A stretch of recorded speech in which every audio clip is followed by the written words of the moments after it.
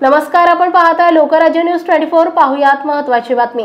नवले पुलाजवळ वेश्याव्यवसाय करणाऱ्या 3 महिलांवर सिंहगड रस्ता पोलिसांनी अनैतिक मानवी व्यापारास प्रतिबंध अधिनियमान्वये गुन्हा दाखल केलाय। याबाबत पोलीस कर्मचारी ज्योती हुलावळे यांनी फिर्याद दिली आहे। मुंबई बंगळुरू बाह्यवळण मार्ग परिसरातील नवले पुलाजवळ वेश्याव्यवसाय करणाऱ्या महिला थांबतात। त्या रस्त्यावरून येणाऱ्या जाणाऱ्या नागरिकांना आणि वाहन चालकांना इशारे करतात। या महिलांमुळे परिसरात राहणाऱ्या महिलांना घराबाहेर पडणं मुश्किल होते।